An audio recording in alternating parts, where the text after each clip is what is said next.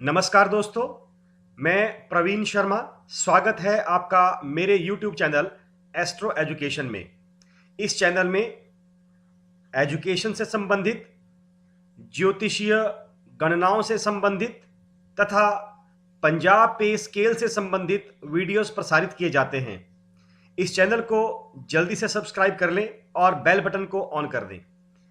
दोस्तों, आज के इस वीडियो में मैं आपको एक लाइव एग्जाम्पल के आधार पर पंजाब पे कमीशन की कुछ कैलकुलेशंस को करके दिखाऊंगा और यह बताने का प्रयास करूंगा कि आपको किस तरह से बेनिफिट मिल सकता है। इस एग्जाम्पल के माध्यम से आप अपनी गणनाएं करने में सक्षम होंगे, क्योंकि मैंने पहले भी अपने वीडियो में बताया है कि हर एक व्यक्ति की फिक्सेशन के लिए अलग अलग सरकमस्टांसिस होते हैं, अलग अलग डेट ऑफ इंक्रीमेंट होती है, अलग अलग परिस्थितियां हो सकती हैं, चाहे प्रमोशन की हो, चाहे एसीपी की हो, या रेगुलराइजेशन की हो, कि या कॉन्ट्रैक्ट पीरियड की हो।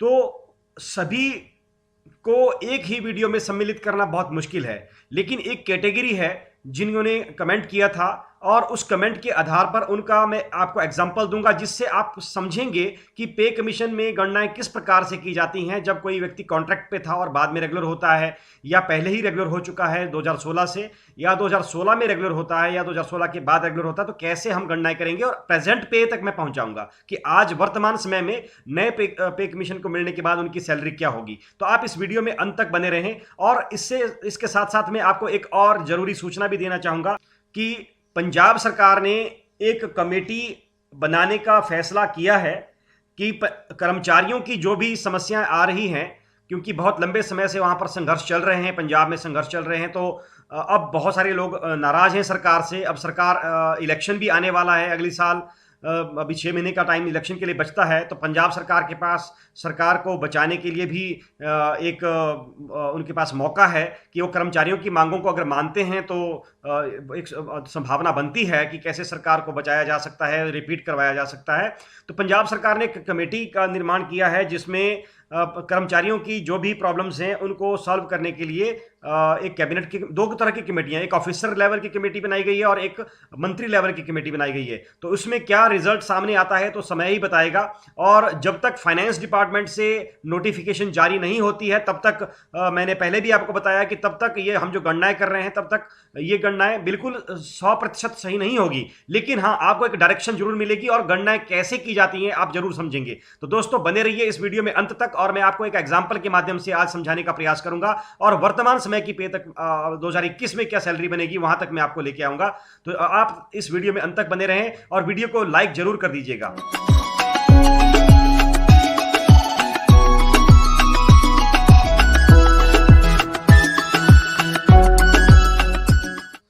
इससे पहले कि मैं आपको गणनाएं सिखाऊं, कैलकुलेशन सिखाऊं, मैं आपको ले चलता हूं पंजाब पे कमीशन की जो नोटिफिकेशन निकली है कैबिनेट की मंजूरी के बाद, उस नोटिफिकेशन पे मैं आपको ले चलता हूं और उसमें पहले मैं आपको 2-3 पॉइंट बताऊंगा, उसके आधार पर ही ये गणनाएं आज की जाएंगी।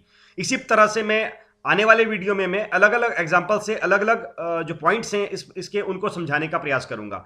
तो आपको मैं ले चलता हूं पेज नंबर 8 पे, और पेज नंबर 8 पे जो पॉइंट नंबर 1 है जो मैं आज कैटेगरी ले रहा हूं उसमें आप समझने का प्रयास करेंगे। पॉइंट नंबर 1 जो है उसमें क्या बताया गया है कि in case of such employees, जो एम्प्लॉइज 2016 के बाद जो अपॉइंट हुए हैं, recruited in the services of government of Punjab on or after 1st January 2016 but before or till 16 July 2020 the date for the purpose of fixation the revised pay shall be the date of joining। तो देखिए, इसमें एक बात को समझिए। मैं जो example ले रहा हूं वो ले रहा हूं कि व्यक्ति पहले कॉन्ट्रैक्ट पे है, जिनका मैं ले रहा हूं, ये एक रियल एग्जांपल है। 2014 में अपॉइंटमेंट हुई और 2017 में ये जो लोग हैं ये रेगुलर हुए, इनकी सर्विस रेगुलराइज्ड हुई। तो देखिए, 2014 से 2017 के बीच में इनको जो भी मिला है, चाहे वो उसमें इनको इंक्रीमेंट भी मिला होगा, वो सब कुछ भूल जाइए, क्योंकि जब तक आपकी सर्विसेज रेगुलराइज्ड नहीं होती हैं उससे पहले आपको जो भी बेनिफिट मिले गए हैं वो एरियर की कैलकुलेशन में या फिर फिक्सेशन में कहीं भी काम नहीं आएंगे। जिस डेट को आप रेगुलर हुए हैं, जून 2017 में अगर कोई व्यक्ति रेगुलर हुआ है तो उसकी डेट ऑफ ज्वाइनिंग वही मानी जाएगी जिस डेट को उन्होंने सर्विस रेगुलराइज होने के बाद ज्वाइन किया है। तो वही बात है कि 2014 से 17 का जो टाइम है उसको ना एरियर बनेगा, ना ही आपको उसका कोई कैलकुलेशन में बेनिफिट मिलेगा। पीछे आपको चाहे डीए की किस्त मिली हो, चाहे कुछ और भी मिला हो, उसको आप छोड़ दीजिए। दूसरा पॉइंट मैं आपको लेके चलता हूं, इसी का ही सेकंड पॉइंट है कि मल्टीप्लाइंग फैक्टर। मल्टीप्लाइंग फैक्टर क्या होगा? Multiplying factor in such cases shall be on the same analogy as the one applicable to the employees recruited before 1 January 2016। मतलब जो मैंने पिछले वीडियो में आपको बताया कि जो एनालॉजी वही रहेगी मल्टीप्लाई करने की, 2.25 या 2.59 ओल्ड ग्रेड पे या न्यू ग्रेड पे, वो वैसी ही रहेगी जैसे ऊपर पिछले वाले वीडियो में मैंने आपको समझाया था और ऊपर यहां नोटिफिकेशन में बताया गया है। इसके बाद मैं आपको ले चलता हूं पेज नंबर 9 में, जो मैं आज का वीडियो बताने वाला हूं उस पेज नंबर 9 में पॉइंट नंबर 3 पे मैं आपको ले चलता हूं। The multiplying factor cannot be different for the period of probation and period of service after the successful completion of probation। तो सीधी सी बात है, 2017 में ये लोग रेगुलराइज्ड होते हैं, रेगुलर इनकी सर्विस होती है।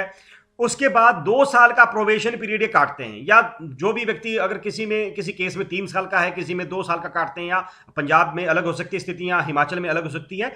तो जो सर्विस प्रोबेशन का पीरियड है वो क्या होगा कि वो डिफरेंट नहीं होगा। जो एक बार आप ऑप्ट करेंगे सर्विस रेगुलर होने के ऊपर, जो आप ऑप्ट करेंगे 2.59 का फैक्टर या 2.25 का फैक्टर, जब आप प्रोबेशन पीरियड कंप्लीट करेंगे तो बाद में भी वही एनालॉजी लगेगी। अगर आपने 2.59 को ऑप्ट किया है तो बाद में भी 2.59 से मल्टीप्लाई होगा।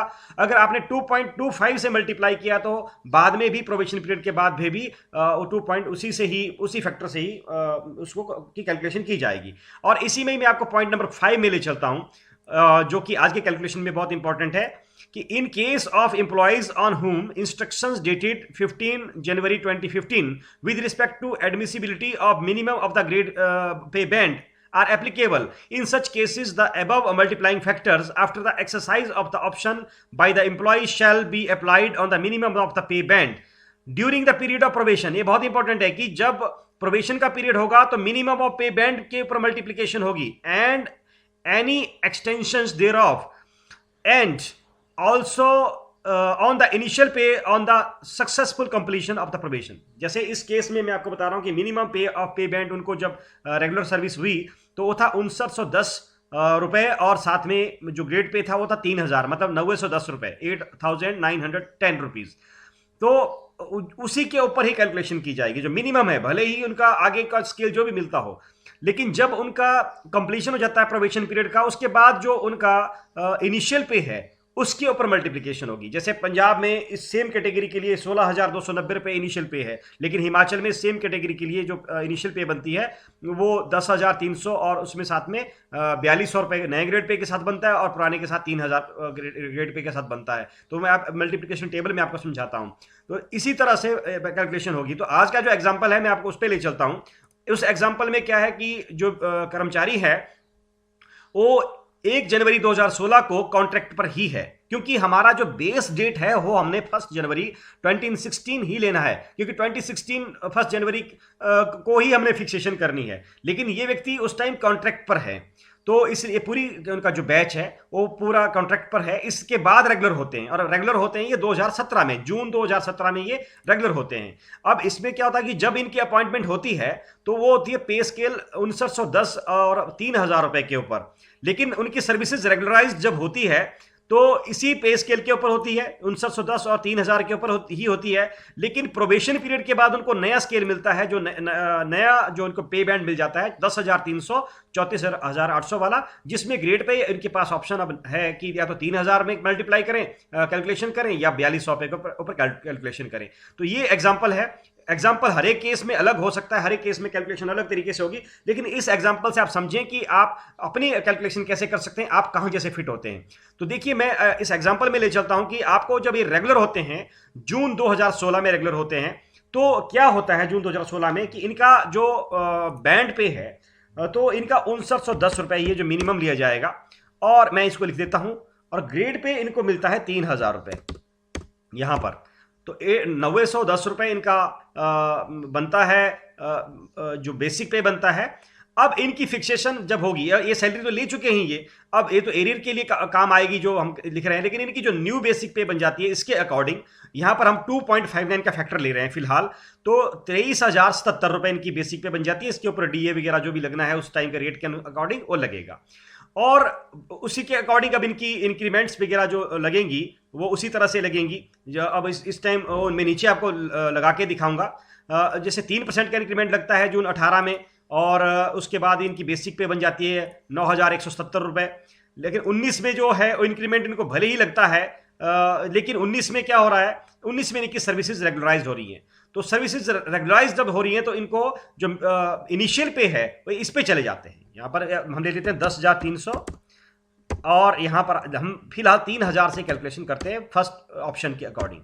तो अब क्या होता है कि जो इनको यहाँ पर इंक्रीमेंट 18 में लगी या 19 में इनको इंक्रीमेंट लगनी थी, लेकिन तब तक इनको ये नया प्रोविजन के पीरियड के बाद नया जो पे स्केल मिल गया इनको, तो उसके अकॉर्डिंग फिर हम फिक्सेशन करेंगे इस तरह से, जो आप यहाँ पर देख रहे हैं जिसको मैं हाईलाइट कर रहा हूँ, इसके अकॉर्डिंग जो पीछे इंक्रीमेंट ले लिया गया है वो बात खत्म हो गई, उन्होंने सैलरी ले ली है। एरियर कैलकुलेशन में काम आएगा, मैं बाद में बताऊंगा कि एरियर कैलकुलेशन कैसे की जाएगी, तो वहां पर ही काम आएगी। लेकिन अब इनकी न्यू फिक्सेशन हो जाती है जो कि इनिशियल पे के ऊपर होती है, जो इनिशियल पे मिलता है उसके ऊपर होती है। तो 10,300 और 3,000 इनका इनिशियल हो गया।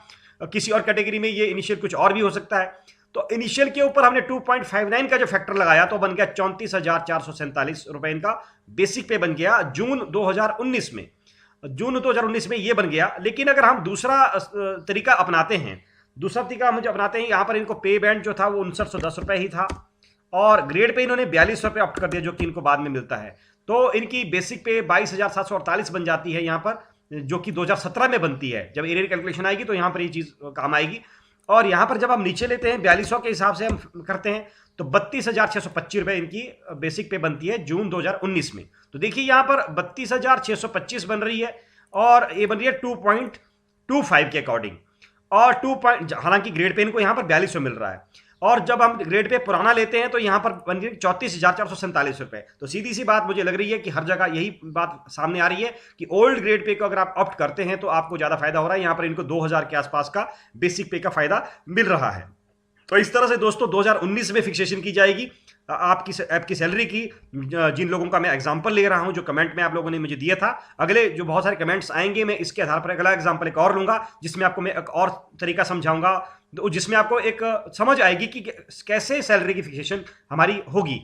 हर एक आदमी की अलग से होगी, मैंने पहले ही बोल दिया, लेकिन एक तरीका है, आप एग्जांपल से समझिए, आप उस कॉन्सेप्ट को समझिए। जब कॉन्सेप्ट क्लियर होगा तो आप अपनी सैलरी खुद निकाल सकते हैं। अब देखते हैं कि उनको क्या इनके साथ होता है। अब सैलरी प्रेजेंट कैसे बनती है इनके साथ।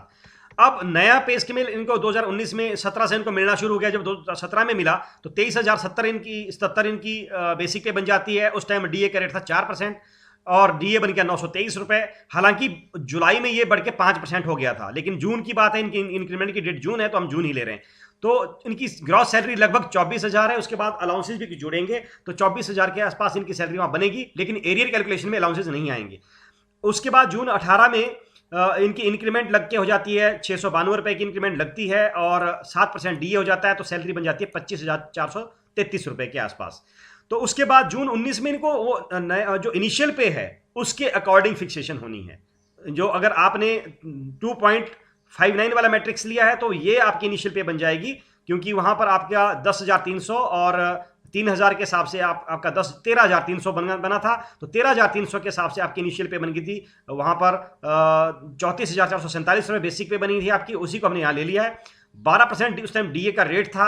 डीए आपका बन गया 4,134 रुपए, और टोटल बन गया आपके 38,581 रुपए सैलरी आपकी बन जाती है। आगे डीए के रेट में हालांकि चेंजेस आ गए थे, जुलाई में ये 17% हो गया था, और उसके बाद डीए का रेट अभी तक वही है जो 17% वहां था। उसके बाद डीए एनहांस नहीं हुआ है, सरकार ने नहीं दिया है, फ्रीज कर दिया था कोविड के कारण। तो वैसे ही 2020 में आपकी सैलरी बेसिक पे 35,480 रुपए हो जाती है, और 21 में 36,544 हो जाती है। 17% डीए के साथ आपकी बन जाती है 42,756 रुपए, मतलब प्रेजेंटली आज की डेट में 42,756 रुपए आपकी सैलरी बन जाएगी, प्लस अदर अलाउंसेस का एरियर नहीं मिलता है। तो ये आप देखते हैं, ये बन गई आपकी 2.59 के मैट्रिक्स पे। अगर आप लेते हैं 4200 रुपए के ग्रेड पे ऑप्ट करते हैं तो वही बात आपकी आ गई ऊपर जो हमने देखा था 22,748 रुपए सैलरी बेसिक आपकी 17 में बनी थी, उसके अकॉर्डिंग 17 और 18 में आपकी वैसी रहती है, 25,070 बनती है। और 2019 में आपको नया मैट्रिक्स 2.25 वाला आप लेते हैं 10,300 और 4,200 वाला अगर आप ऑप्ट करते हैं तो 2.25 से मल्टीप्लाई होगा, तो 32,625 रुपए आपकी यहां पर बेसिक पे बन जाएगी। 12% के हिसाब से 36,540 आपके ग्रॉस सैलरी बनती है, और आपको इंक्रीमेंट लगते लगते प्रेजेंटली आपकी सैलरी बन जाएगी 40,496 रुपए जून 2021 में। ये पूरी कैलकुलेशन यहां पर मैंने आपको करके दिखाई। तो अब देखिए आपको फायदा हो रहा है, यहां पर आपका बन रहा है 42,756 रुपए और यहां बन रहा है 40,496 रुपए। तो ये फर्क है आपका।